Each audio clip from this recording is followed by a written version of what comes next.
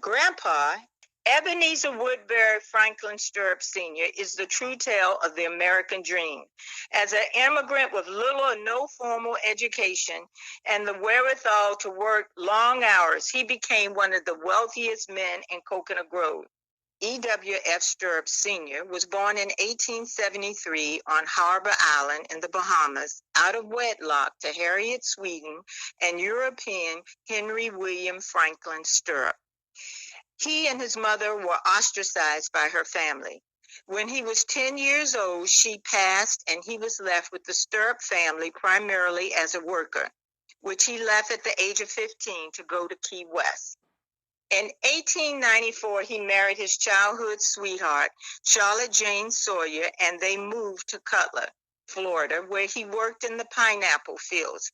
He was often paid in land since it was plentiful due to the Homestead Act.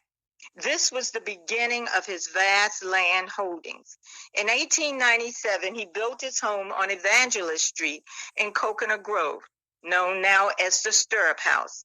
From this base, he continued to work for others during the day and for himself at night, clearing land and building houses for Bahamians to live in.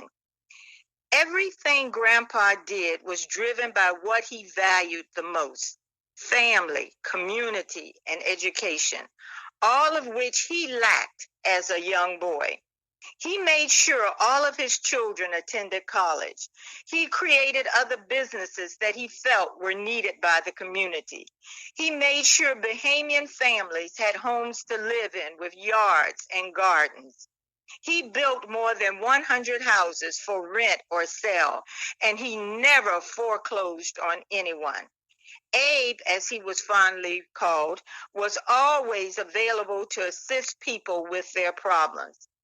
At his death in 1957, despite never being granted U.S. citizenship, and the Great Depression of the 1930s, when he lost a lot of valuable land and $70,000 in cash in the Biscayne Bank, he was a millionaire who still owned 317 parcels of land.